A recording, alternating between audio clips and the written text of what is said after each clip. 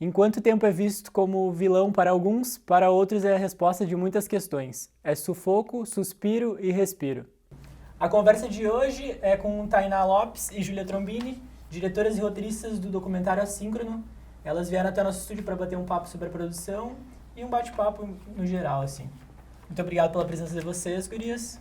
Obrigada. Para começar a nossa conversa, eu queria saber como que surgiu a ideia do roteiro e como se deu a construção dele. Então, esse produto audiovisual surgiu numa disciplina de projeto experimental do curso de jornalismo que a gente concluiu nesse ano. E a ideia era livre, a gente podia produzir qualquer tipo de projeto que a gente quisesse. Podia ser audiovisual, podia ser de fotografia, não importava, podia ser algo nas redes sociais. E aí a gente sempre, como gostou de cinema e dessa parte, fomos em busca de um produto audiovisual. E então, junto com a nossa orientadora, que foi a Nelly, com a outra integrante do grupo, que foi a Emily, a gente começou a jogar ideias, assim, numa manhã, e todas se identificavam muito com o tema tempo, né? Que é a proposta do nosso documentário, fazer as pessoas refletirem sobre o tempo que cada um tem, sobre o que é o tempo. E como a gente sempre teve uma relação íntima com essa palavra, com essa situação, né, por nos remeter lembranças, por nos fazer pensar outras coisas. A Júlia tem mais essa coisa filosófica e eu queria fazer uma coisa diferente e também sensível, né? A gente acabou optando por isso. E como se deu, foi um processo muito em coletivo. A gente organizou todo esse documentário durante um semestre, né? Sim. E o roteiro, na verdade, ele aconteceu junto com a edição. A gente, geralmente, na faculdade faz o roteiro e sai pra gravar e depois edita tudo direitinho como tá ali no papel, mudando algumas coisas e outras. Nesse documentário, não. A gente saiu pra gravar com quase nada de ideias prévias, assim, só com os nossos questionamentos sobre o que é o tempo. E fomos em busca das pessoas certas, assim, a gente tentou procurar pegar criança, idoso, gente que mora pra fora, gente que mora no centro pra ter um movimento no documentário, uma diversidade. E daí a gente precisava montar o roteiro, só que a gente fez o roteiro a partir das entrevistas ao longo do trabalho. Então a gente via, nossa, aqui vamos conseguir fazer uma imagem muito bonita dessa planta. A partir disso a gente ia lá e escrevia algo para montar isso, sabe? Muito mais em conjunto e cada uma escrevendo uma parte, cada uma pensando junto. E um processo bem mais subjetivo do que uma matéria, assim, que tu tem um tempo determinado, que tu tem uma objetividade ali para cumprir, né? Nesse documentário a gente pode explorar esse outro lado, assim, de conseguir ouvir várias pessoas e conseguir encaixar a fala delas em diferentes contextos, né? Poderiam explicar algumas das referências e alguma da inspiração que foi usada para construção do roteiro e do documentário? Eu acho que a gente estava nessa questão, no momento do curso, assim, que estava demandando muito tempo da gente e a gente estava fazendo coisas, tipo, como o projeto do TCC, né? A gente estava na primeira fase já, então a gente não tinha tempo para conseguir desenvolver um projeto pessoal. Eu acho que foi esse o momento, assim, que a gente parou e pensou, não, vamos tentar fazer Então foi a falta de tempo Foi a falta de tempo que originou exatamente. o documentário. O tempo, ele sempre atravessou a nossa vida, as nossas questões, né? Só que sempre parecia algo negativo, né? E a gente pensou, bom, vamos usar isso, então, que tanto nos incomoda, para fazer as outras pessoas refletirem sobre isso. Tanto que a gente decidiu isso numa conversa informal com a nossa prof, a Nelly, e aí surgiu, então vamos tratar da reflexão sobre o tempo, né, que está nos faltando agora, mas que pode ser um assunto que pode fazer outras pessoas pensarem e levar essa visão dos entrevistados, né? Depois de vocês terem decidido o tema do documentário, como foi a escolha e a busca pelas fontes, assim, pelas entrevistas? Como eu falei, a gente queria manter uma diversidade, né? Então, a gente pensou primeiro, mais ou menos, as idades e os contextos das pessoas. E aí, a partir disso, a gente foi buscando pessoas relacionadas às nossas relações. Por exemplo, eu gostaria de entrevistar um professor universitário, porque ele deve ter muitas demandas e muitas coisas a cumprir. Daí a gente conversou nele, teria alguém para nos indicar? Daí fomos em busca dele. As crianças, a gente foi direto numa escola, né, para tratar qual série, qual criança que conseguiria ser um pouco desinibida para conversar com a gente. Aí já fomos direto na escola, já conversamos com elas, foram 3 crianças, e já foi a parte mais legal, assim, já gravamos. Depois a gente precisava de uma pessoa do rural. Eu não lembro como foi a pessoa do rural. No fim, várias pessoas não conseguiam gravar com a gente tinha um tempo, assim, bem curto para produzir, né? Porque era um semestre, aí tinha que editar também.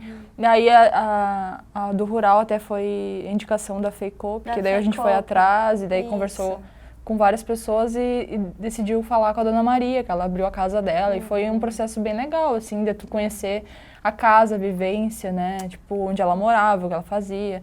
A mulher... Já a psicóloga trabalhava comigo, que ela não exercia a profissão, mas ela estava querendo trocar o emprego e exercer a profissão de psicologia, então também foi outro processo desse desenvolvimento profissional dela, né? A gente conversou com ela, pegou ela como papel de mulher, né, por fazer multifunções e ela era a colega de trabalho da Júlia. Então, como a gente está na faculdade, acaba que as nossas fontes sempre são nas nossas relações e até eu acho que quando a gente sai, né, a gente não conhecia essas pessoas profundamente, mas a gente sabia os perrengues que elas passavam e era essa ideia que a gente queria trazer para o documentário, o corre do tempo e depois em outros momentos a sensibilidade dessa palavra tempo, né?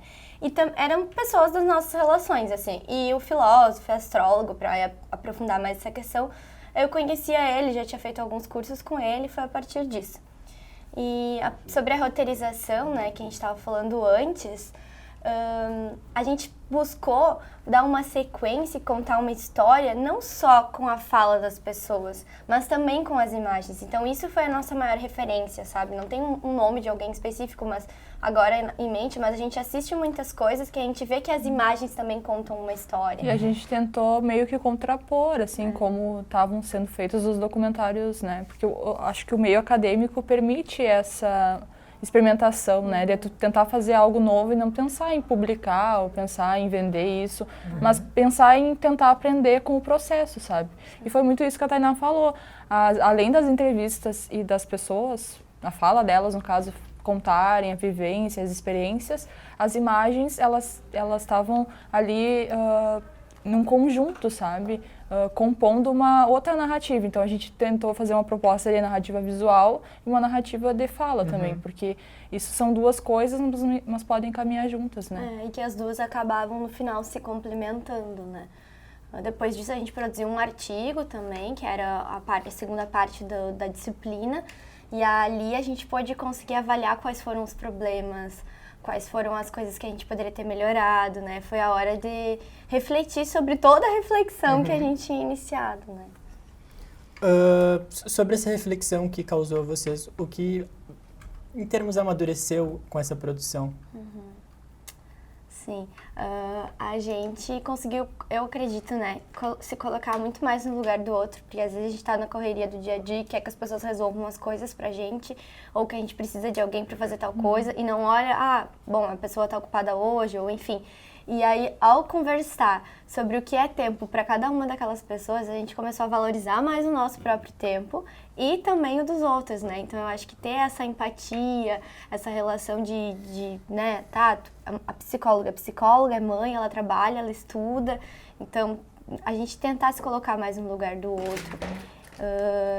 E fugir do estereótipo, assim, sabe? Eu acho que foi um processo bem legal. Outra coisa também que a gente aprendeu bastante desenvolvendo o documentário é a questão que o audiovisual é feito num conjunto, sabe? Por mais que um faça uma coisa e o outro outra, é a função das duas pessoas ou de mais pessoas que transformam um produto, sabe? Então é muito importante, assim, tu ouvir como tu abordar, ou como, faz isso, faz aquilo. E aí eu acho que foi um processo, porque eu e a Tainá, a gente já é amiga, então a gente já tinha uma intimidade, assim, para poder conversar, sabe, abertamente. Eu acho que foi bem legal, assim. Eu acho que a gente amadureceu esse lado também.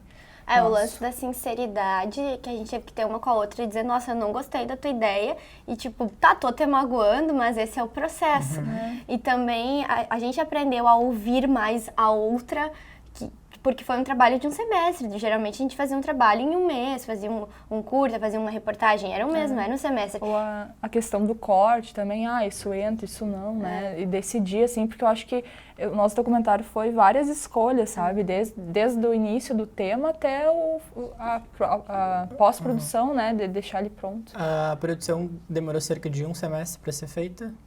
A gente gravou todo ele, a gente tudo. produziu, editou, roteirizou tudo num semestre. Você acha que faltou tempo para abordar algum outro viés ou Não, certamente se a gente tivesse mais tempo Uma pra fazer, ele teria ficado mais redondo, assim. Não que tenha ficado ruim, sabe? Mas eu acho que a gente sempre pode melhorar. Eu acho que a gente conseguiu aprender isso nesse tempo, né? Nas entrevistas a gente deu conta, né? Porque a gente teve 7 entrevistados. Se a gente pegasse mais pessoas, ia ser mais difícil de construir a narrativa.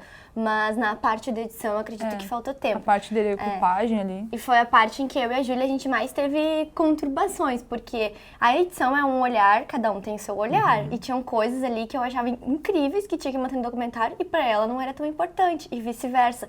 Então a gente teve que ter bastante esse embate, e na correria, tu acaba, tipo, largando mão de uma ideia e deixando, tá, pode ser. Ou ao contrário, sabe? E aí isso pode ter influenciado no resultado final. Mas mais na finalização, até porque a gente teve a ajuda de um técnico lá da Unifre, ele tem poucos horários, da UFN, e ele tem poucos horários, enfim, e aí... Como foi a relação entre vocês e a equipe de técnicos? Não, foi super tranquilo, o Alex super nos ajudou, assim, depois o Jojo ajudou a finalizar, isso é bem importante, porque a gente está aprendendo ainda, então como a gente estava na faculdade, a gente já tinha feito uma disciplina de edição, né, e tinha feito alguns outros vídeos, mas todos curtos, né, então esse documentário ele é bem mais extenso do que as matérias, assim, que a gente estava acostumado. Então a finalização e dos créditos, e a paciência da Nelly também nos salvou muito, porque, por exemplo, o meu computador, eu tinha todos os programas e tal, mas ali na última semana tava todos os cortes, mas na hora de finalizar ele não ligava. Aí eu fui lá, o Alex salvou todo o projeto, assim, tipo, é uma coisa que a gente aprende depois de salvar. Porque parece muito simples, assim, tu falar, não, separa por pasta e tudo mais, mas é um processo muito demorado, assim, de muito cuidado, sabe? De tu conseguir encaixar as falas, as imagens. Como a nossa proposta era diferente, né? Nossa proposta não era deixar a pessoa lá falando e aparecendo ela, porque a gente não queria associar a fala à pessoa, a gente queria associar a fala a outras pessoas que, no caso, uma pessoa que mora no rural se identificasse com aquela pessoa que mora no rural ou não, sabe? Virasse esse embate, assim, e esse contraste, eu acho, das falas, né, das idades, dos contextos, até da questão da religião, enfim. Sim, a gente teve respostas ali que até hoje nos fazem pensar, assim, principalmente das crianças, né? Que a gente nunca tinha parado para pensar que tempo poderia ter aquele significado. E sobre os técnicos, assim, tipo, principalmente a Nelly, ela foi nossa base, nossa orientadora, porque desde o início ela nos acompanhou, ela nos tirava dúvidas, a gente tinha grupo no WhatsApp, a gente conversava todo o tempo. E no final, na edição, ela nos ajudou, assim, porque deu todos os problemas possíveis. A gente perdeu o áudio, a gente perdeu o material. E ela sentou com a gente e falou, bom, vamos trabalhar com o que a gente tem. Final de semana, nos ajudou a editar. E aí foi, de noite, conversando. E o Alex também. Ele não fazia parte da equipe, mas ele estava sempre por lá. E via a nossa corrida, né? E aí ele falou, não, o que está acontecendo? Deixa eu ajudar vocês. Daí nos ajudou em função com HD e pendrive para passar material. Mas foi isso. Para finalizar esse primeiro bloco, queria saber como que surgiu a ideia do título. Se foi em conjunto, alguém chegou com a ideia e vocês amadureceram? Bom, a ideia, a Tainá tinha 1000 ideias, né? Aí a gente sentava e falava, não, vamos tentar achar uma que encaixe nessa questão de fazer algo bem diferente, né? Eu acho que tu... Sim, a gente, nos últimos dias ali, mas quando a gente teve que finalizar, porque a última coisa que a gente pensou durante o processo foi o título, sabe? Porque a gente pensava, nossa, esquecemos o título. Aí a gente chegou, eu, a Júlia, a Emily e a orientadora, uma roda assim, e pensamos, falem coisas, falem nomes, falem palavras que vocês foram aprendendo ao longo dessa gravação. Daí cada uma foi falando uma coisa, a gente foi anotando. Aí tinha uma lista de palavras ou de frases, né? E nenhuma a gente gostava, até que a gente queria, o que a gente queria dizer, né? Que o assíncrono, ele é algo que não é sincrônico, que não é sincronizado, que não acontece em uma ordem correta. E é isso que e aí o nosso documentário ele tem essa proposta, né, de não ser uma coisa organizadinha, em ordem, né, cabeças falantes. E o tempo também é isso, é algo que a gente não tem controle, não tem uma ordem, a gente nunca sabe o que pode acontecer. E aí essa palavra pareceu fechar com o nosso processo de aprendizagem, com o tema do documentário e também com a forma que a gente montou ele no momento da edição, né? De uma coisa sem uma ordem exata, sabe?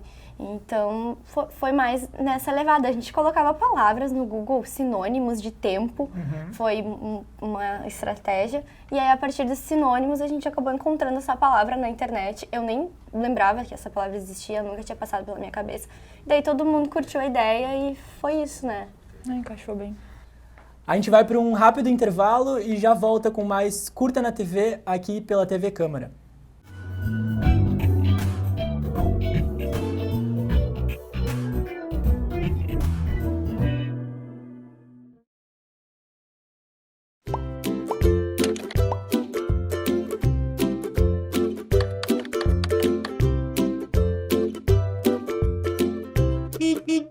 A cassação da Carteira Nacional de Habilitação está prevista no Código de Trânsito Brasileiro.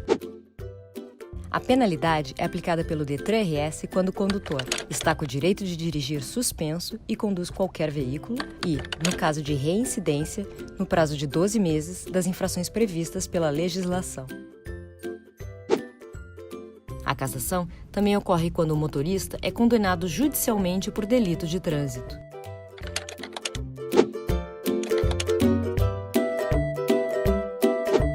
O DETRAN-RS vai instaurar um processo administrativo. O condutor é notificado pelos Correios com as informações para sua defesa por escrito, que pode ser encaminhada de volta pelo correio ou entregue pessoalmente nas unidades do Tudo Fácil em Porto Alegre. Após o julgamento, o condutor é notificado do resultado. Em caso de indeferimento, é imposta a penalidade. O condutor pode optar por recorrer da decisão se quiser. Caso prefira não exercer seu direito de recurso, deve procurar um CFC para iniciar o cumprimento da penalidade. Mas, quem opta por recorrer da decisão precisa seguir as orientações e os prazos contidos na notificação.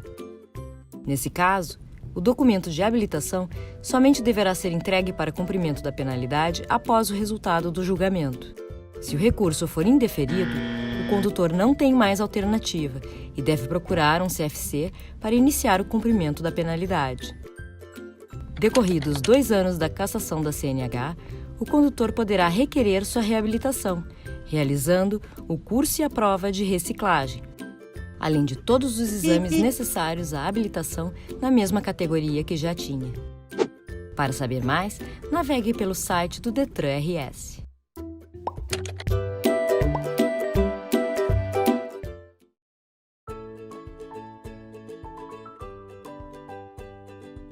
Eu sempre gostei de viver perto do mar. Eu morei um tempo em Montevidéu, depois vim para Bahia, onde eu conheci a minha mulher.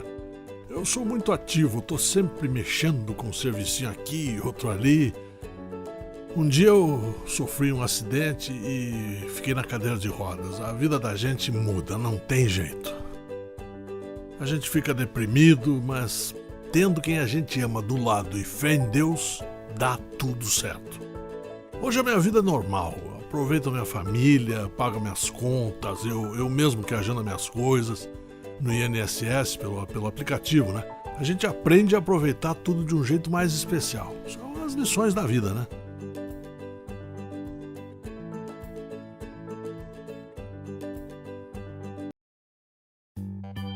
Você decidiu adotar?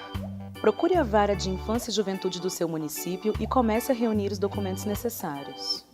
Um defensor público ou advogado particular deve preparar uma petição que vai dar início ao processo de inscrição para adoção. Faça os cursos de preparação psicossocial e jurídica para adoção. Em seguida, você será entrevistado e receberá uma visita domiciliar.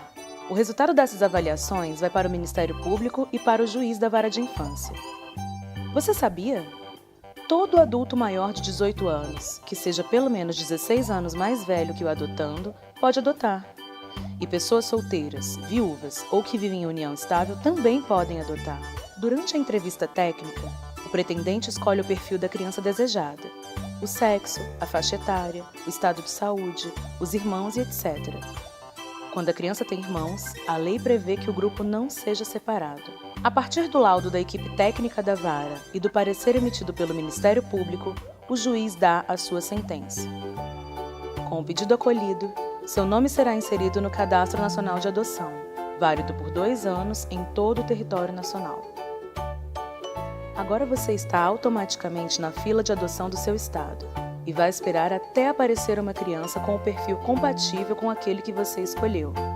Surgiu uma criança com perfil compatível? A Vara de Infância vai te avisar. Então você conhece o histórico de vida da criança e, Se estiver de acordo, vocês serão apresentados. A criança vai ser entrevistada depois desse encontro e dirá se quer ou não continuar com o processo. Durante esse estágio de convivência, monitorado pela Justiça e por uma equipe técnica, é permitido visitar o abrigo onde a criança mora e dar pequenos passeios, para que vocês se aproximem e se conheçam melhor. Se tudo correr bem, a criança é liberada e você pode ajuizar a ação de adoção. Quem entra com esse processo recebe a guarda provisória, que vale até a conclusão do processo. Nesse momento, a criança passa a morar com a família. A equipe técnica continua fazendo visitas periódicas e apresenta uma avaliação conclusiva. O juiz profere a sentença de adoção e determina a lavratura do novo registro de nascimento, já com o sobrenome da nova família. Existe a possibilidade também de trocar o primeiro nome da criança. Nesse momento, a criança passa a ter todos os direitos de um filho biológico. É o começo de uma nova família.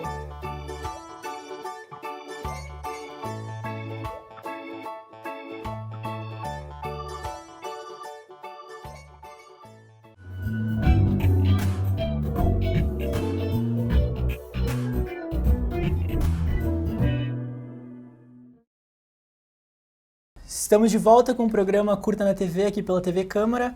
Hoje recebemos a Tainá Lopes e a Júlia Trombini, diretoras e roteiristas do documentário Assíncrono. Gurias, para conversar mais um pouco com vocês, eu queria saber qual foi o sentimento após a finalização e a distribuição e a divulgação, enfim, do documentário. Eu acho que foi um alívio, né, acabar o processo, assim, e esse trabalho que foi bem legal fazer, porque a gente espera muito pela disciplina de projeto experimental, né? E aí, como a gente estava fazendo o TCC sobre documentário, produzir um documentário, começando uma reflexão tão profunda, né, no TCC, que a gente desenvolve várias coisas, foi muito bom. Nós duas trabalhamos no TCC o documentário e talvez essa questão tenha vindo lá do projeto experimental, que foi uma disciplina anterior que nos fez pensar autores sobre o documentário, que nos fez pensar o processo, que nos fez pensar no que um vídeo documental impacta, né? E, nossa, foi um alívio, primeiro porque tu trabalhar com vídeo é um processo que cansa, e a gente estava 6 meses com aquele mesmo produto. Então a gente estava assim, exausta já, mas ao mesmo tempo foi um alívio, uma felicidade, porque ter um documentário, um produto bacana, enquanto a gente está na faculdade, já é um passo à frente muito legal, né? E a gente está super orgulhoso da produção e de estar aqui hoje também, né? De ser reconhecida. E a distribuição, a gente acabou que a gente não fez uma proposta muito legal, a gente ainda quer trabalhar um pouco isso, né? A gente só divulgou ali no YouTube, no canal da nossa faculdade, né, da UFN, do jornalismo. Circulando na Simetria também. Exato. E participou de alguns festivais, assim, mas não muita coisa, né? Agora que tu tocou em festivais, queria saber como é que foi a sensação de ser nomeado para a mostra local do Santa Maria Vídeo Cinema. Isso foi uma coisa que a gente não esperava, né? Como a Tainá falou, a gente fez um documentário para circular na faculdade inicialmente e não esperava um reconhecimento, assim, porque era uma coisa diferente, então podia causar um estranhamento, né? Então, para mim foi muito importante, assim, deu uma motivação muito legal, assim, da gente continuar produzindo e pensando em outras coisas locais, assim, que façam, porque, de certa forma, o documentário gera um impacto, né? Por mais que seja sobre o tempo, que é um assunto tão diferente de temas sociais, assim, que a gente está acostumado a tratar, né? Não é um tema tão polêmico, porém um tema muito sensível, né? E essa coisa da gente cruzar as barreiras da universidade e ir para uma mostra local foi um super reconhecimento. Até hoje eu não acredito que isso aconteceu, né? Porque a gente sempre acha que pode fazer melhor, que não ficou tão bom quanto deveria, porque nós acompanhamos o processo e vimos as nossas falhas. Quem está assistindo o vídeo ali está vendo o produto geral, não com um olhar tão crítico quanto quem o produziu, né? E é isso, assim, a gente gostaria ainda de trabalhar mais essa circulação dele. Então, após essa produção, o desejo de vocês é seguir na carreira do audiovisual ou não? Certamente, sim. A gente tem muita coisa para aprender ainda e trabalhar com outras pessoas e continuar essa nossa parceria, assim, que dá certo, né? Porque a gente tem visões bem diferentes das coisas. Eu acho que isso é muito importante, sabe? No audiovisual, tu produzir com alguém que te instiga a pensar de uma outra forma, sabe? Até os nossos entrevistados, eu acho que causou isso, né, Tainá? porque a gente se colocou no lugar, muitas vezes a gente foi na casa da pessoa. A nossa proposta foi realmente demandar um tempo maior para a pessoa se sentir mais à vontade, para conseguir falar coisas mais intimistas, que talvez numa entrevista rápida ela não conseguiria falar, sabe? Então eu acho que essa questão da conexão com os entrevistados foi muito legal. Então eu mudei bastante a minha visão sobre documentário, sabe? E sobre como as pessoas produzem em vários aspectos, né? Seja só na imagem, seja só no áudio. Inclusive dei muito mais importância pro áudio depois de conseguir produzir alguma coisa assim tão extensa. Sim. Eu e a Júlia, além da gente ser amiga e ter essa coisa da sinceridade, a gente se completa nas funções. Eu sou muito mais da produção e ela é muito mais da edição. Eu não conseguiria fazer sozinha, porque eu não manjo da edição. E a Júlia já não seria, sei lá, tão prática como eu na produção, entendeu? Então a gente tem muito essa coisa de ter locais de atuação diferentes e que acabam se completando. Sim, o audiovisual, sem dúvidas, é a área em que eu quero trabalhar e que eu mais produzi na faculdade. Foi a única coisa que eu fiz, assim, se eu for ver de texto, de rádio, produto de rádio, não tem quase nada. E audiovisual, sim, sempre foi um tema que eu tenho vontade de aprender, que eu tenho vontade de atuar e estudar, enfim. Quero estar sempre junto. Se pudessem definir o que o audiovisual significa na vida de vocês? Nossa. É difícil essa, mas eu acho que pra mim, assim, como eu deixei mais pro final da faculdade, né? E esse contato com a Nelly também, sabe? Que me despertou bastante a questão. Porque, assim, desde que eu entrei no jornalismo, eu não entrei pra ir pra TV ou pra outros veículos, sabe? Eu entrei por causa da fotografia e do texto. E daí eu comecei a repensar as produções, o contato de outros projetos, como o projeto experimental, o projeto de comunicação comunitária. E eu acho que hoje tenho certeza que o vídeo transforma, sabe? A maneira que a gente enxerga, tanto quem produz quanto quem assiste depois, sabe? Eu acho que consegue levar uma mensagem muito forte. Eu, do contrário da Júlia, nunca tive habilidade com a fotografia, mesmo que isso também faça parte do universo audiovisual. Mas e nem muito contexto também, mas eu sabia que eu gostava de trabalhar com a montagem de um vídeo, com a entrevista, com estar com as pessoas, com gravar, com fazer ao vivo, com fazer aquilo acontecer e ter essa união de fala, de imagem, de voz, de música, enfim. E aí sempre, desde que eu decidi que eu queria ir para a área do jornalismo, eu sabia que era o audiovisual, mas eu não sabia que era essa palavra, né? Eu achava que era só TV e cinema. E aí, desde então, eu tenho essa certeza, né? A gente está aí buscando, cada dia aprendendo alguma coisa. O audiovisual representa para mim muitas vitórias minhas, no sentido de que eu me reconheci ao longo do curso, que eu mudei e foi sempre junto e através do audiovisual. Porque eu conversei com muitas pessoas, vi elas se emocionarem, aquilo me tocava, me transmitia algo, eu mostrava para alguém o vídeo e aquilo reproduzia a mesma coisa naquela pessoa ou diferente, né? Então, ele representa essas transformações, esse poder de encantar as pessoas, de mudar realidades. Bem uma visão romântica mesmo. Também uma autorreflexão de vocês. Claro. A gente é realmente apaixonada por isso, sabe? E eu acho que a gente não vai conseguir continuar na nossa profissão sem fazer isso, sabe? Ou pelo menos se envolver com isso. Gurias, queria agradecer a presença de vocês por terem vindo bater esse papo comigo sobre a produção de vocês. Queria desejar muito sucesso na carreira do audiovisual de vocês e obrigado de novo. Está chegando ao fim mais um programa Curta na TV aqui pela TV Câmara, canal 18.2. Acompanhe agora a exibição do documentário Assíncrono. Universo. Um lugar onde se guarda muitas coisas. O tempo também é o universo. Porque ele existe há muito tempo.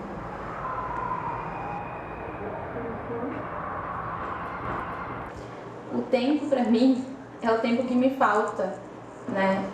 Porque às vezes eu penso que o dia deveria ter mais tempo, deveria ter mais horas. Alguns dias é chuva, sol e nublado. Outros dias é invertido e outros dias é de outro modo. O tempo seria uma dimensão. E também concebo o tempo como uma energia. É a noite, nublado e um dia. O frio frio e o calor. O tempo pode ter a ver com o clima, pode ser com o clima, mas também eu acho que está principalmente vinculado, né, à forma como a gente experiencia a nossa vida assim, ao longo dos dias, né? Antigamente a gente saía daqui, ia numa casa, fazer reunião, conversar. Agora não tem mais isso, nem parente com parente a gente não se visita mais. Ninguém mais tem tempo para isso.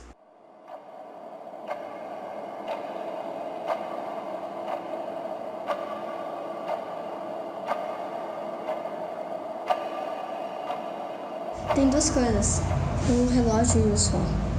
Uma forma de marcar o tempo, de dizer o tempo, de saber o tempo. A vida passa muito rápido e a gente não tem tempo para viver ela. Porque, por exemplo, eu estou numa fase assim que eu acordo, vou para a faculdade, volto para casa de meio-dia, eu tenho 25 minutos para tomar banho, dar banho na minha filha, comer, vir para o trabalho, bater o ponto, saio do trabalho, vou para a faculdade, da faculdade vou para casa, chego em casa 20 para meia-noite, e aí o tempo não acaba. Na verdade, ele acaba, mas eu preciso que ele continue, entende? Porque eu chego em casa e não termina a rotina, né? Eu tenho que... Não termina o dia. Eu tenho que fazer temas com a minha filha, eu tenho que preparar o dia seguinte. E aí esse dia morreu minha tia, diz as minhas primas, Maria, a gente tá só se encontrando hoje em dia em velório, nessas coisas. Eu disse, pois a gente não tira. Minha tia morreu fazia 5 anos que não... Morreu sem eu ir lá ver ela, se morar ali. Em alguns casos, parece que o tempo é elástico, parece que ele anda mais rápido, e em outras situações a gente sente que o tempo parece que não passa, né? Então, o tempo eu acho que é isso, é um pouco o que marca o passar nos dias. A questão é que nós temos tantas coisas para fazer no mesmo dia que parece que nos falta tempo. Na escola o tempo passa assim, normal. Às vezes, quando bate o sinal, a gente corre muito e parece que o tempo tá passando correndo. Eu tinha mais tempo para fazer as coisas, eu brincava mais, eu podia fazer mais coisas que eu queria. A gente se torna experiente ao longo da vida com o passar do tempo, né?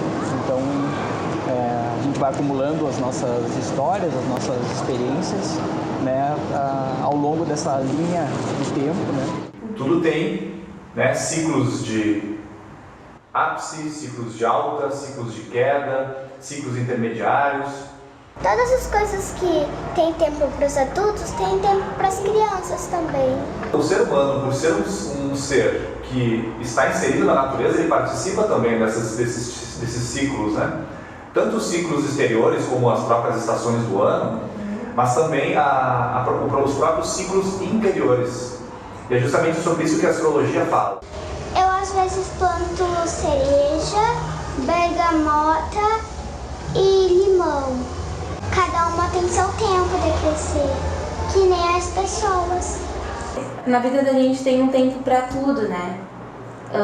Eu já passei tempos em que eu não queria que o tempo passasse, outros tempos em que eu queria que o tempo passasse, e esse tempo em que eu queria que o tempo passasse, em que queria que o dia terminasse, deixa marcas na gente, né? Deixa consequências na gente.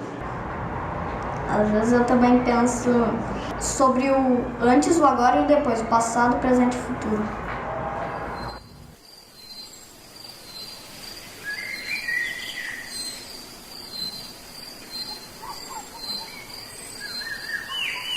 A astrologia fala e estuda o momento do nascimento de uma pessoa para entender qual é a influência de estrelas que estão a distâncias, né, muito grandes, qual é a influência dessas estrelas que formam constelações, qual é a influência dos astros do sistema solar na vida de uma pessoa.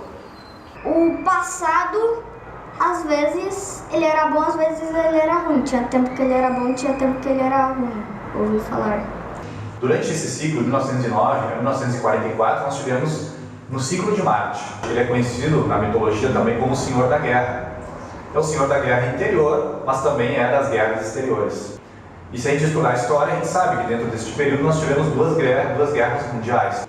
Era a experiência da humanidade naquela época. Lugares já foram destruídos, guerras foram travadas, muita coisa. No passado não tinha a maioria das coisas que existem hoje. Sabe aquele telefone? Aquele telefone que a gente, disca o número ou aquele lá que a gente tira a coisa. Agora isso tem pouca gente que tem. Antes a maioria tinha. Aqui tem, pega o celular, pega a televisão, pega o WhatsApp, pega tudo. Mas só que eu tô fora disso, eu não gosto. Já é lugar comum a gente falar sobre isso, né? As pessoas estarem presentes, mas não estarem presentes, né? As pessoas se juntarem, mas estarem em outros lugares, né? Com a cabeça em outros lugares, assim. Quando a gente se encontra com amigos, né? A gente acaba convivendo entre nós, mas a gente está também, através desses dispositivos, a gente consegue migrar para outros lugares, né? Então, o que eu digo no sentido da gente estar aprendendo é a gente chegar num ponto intermediário, né? Da presença e da eventual projeção para outro local. Assim. Esse dia eu estava dizendo, passou na televisão, os casal que foram jantar fora, um do lado do outro e os dois se conversando por telefone. Mas, gente, essas porcarias, como eu digo sempre. As tecnologias nos facilitam a conexão, né? Possibilitam a conexão. Mas desfrutar do tempo de melhor forma, eu diria que não. Mas o que acontece? Aquele tempo que a gente tem que aguardar, os tempos que a gente aguarda numa fila, os tempos que a gente aguarda quando vê, a gente pode estar fazendo outras coisas ao mesmo tempo. Nesse sentido, parece que a gente aproveita melhor, né? Mas eu acho que o convite mesmo para nós é da gente se dar conta de vivenciar o espaço que a gente está, o entorno que a gente está com as pessoas que estão ao nosso redor. A gente aprende lá no ensino fundamental, no primeiro grau, desde lá a ideia de que a humanidade ela tem uma história linear. Que nós teríamos saído do homem das cavernas e chegado hoje no homem do Instagram, do WhatsApp, do Facebook como o auge, né? E nós estaremos hoje no auge civilizatório, ou seja, nunca estivemos tão bem.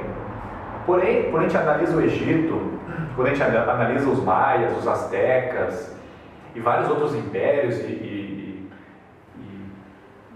estados civilizatórios, a gente analisa as construções, a gente analisa a forma de vida às vezes e a gente percebe que nós temos muita coisa a aprender com esses povos. Nós não temos hoje tecnologia para fazer o que eles fizeram. De uma certa forma, eles estavam no auge, num apogeu civilizatório, chegaram nesse apogeu e depois caíram. Então eu gosto muito de pensar nesses ciclos civilizatórios. Se existem as estações do ano, se existe o dia e a noite, por que a história da humanidade também não é cíclica, né? O tempo que a gente vive hoje é o tempo adoecedor, né? Em que a gente corre atrás de tantas coisas e coisas sem significados, que na verdade têm significados temporário, entende? Não são coisas que vai preencher o nosso exterior. Então, quanto mais a gente corre atrás das coisas, mais vazio são assim. Nunca houve tanto suicídio. E hoje nós estaríamos, sim, com avanços tecnológicos, avanços na medicina, sem dúvida nenhuma. Nós nos comunicamos de forma muito rápida, mas será que nós temos acompanhado essa evolução das coisas?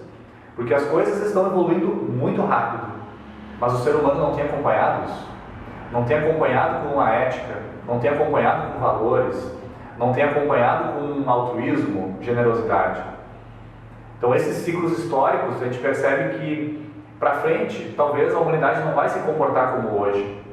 E me arrisco a dizer, inclusive, talvez daqui a alguns séculos, ou inclusive milênios, hoje que para nós o celular é algo imprescindível, né? O celular não existia há 40 anos atrás. Hoje para nós é imprescindível, mas talvez daqui a alguns séculos, ou talvez milênios, ele não seja mais necessário. Então são experiências que a humanidade vai vivenciando. E os ciclos históricos, como diz, é cíclico. E talvez no futuro a relação que o ser humano tenha com o tempo seja muito diferente. Esperamos que seja melhor, né? Aproveitando mais a vida para se dedicar ao autoconhecimento, aproveitando a vida para não somente trabalhar muito, conquistar coisas, ter muito dinheiro, mas principalmente para estar com as pessoas, para ter vida interior, para realizar atos bons e generosos que beneficiem a todos. A gente busca as coisas com a intenção de provar as coisas para os outros, realizar o sonho dos outros, mas e a gente? É um vazio, né? Em que é o tempo adoecedor em que a gente vive, do capitalismo, em que a gente corre, e que os pais dão presente para os filhos porque correm e porque não tem tempo de fazer o papel de pai e compensar aquilo com presentes. Isso vai gerando vazio, né?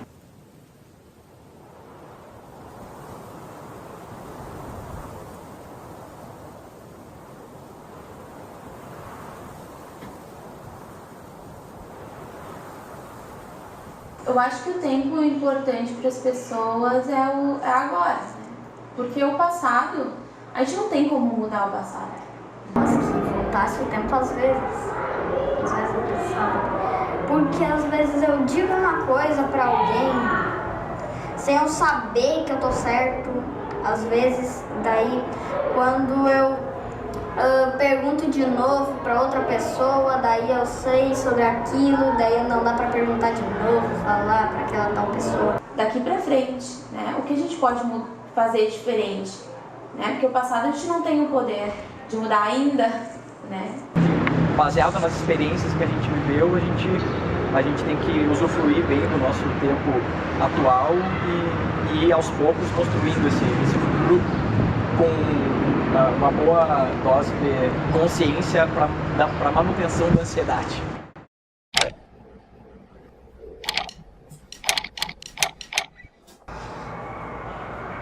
Eu imagino, porque eu imagino o futuro. Eu penso em...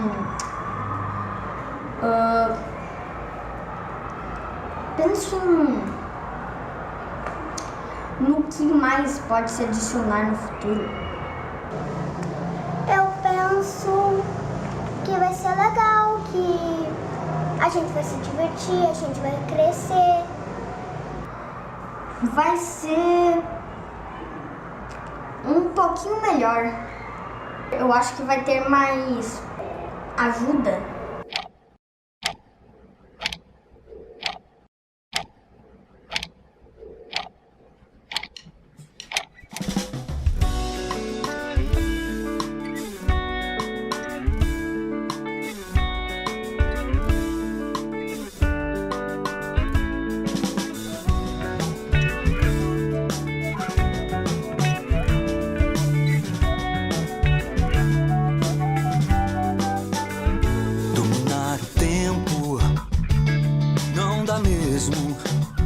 Só ir vivendo, sem planos pra voar. Não desperdiço o tempo, é questão de bom senso. O corpo é um templo, legado sem igual. Não adianta ter medo, a morte não tem jeito.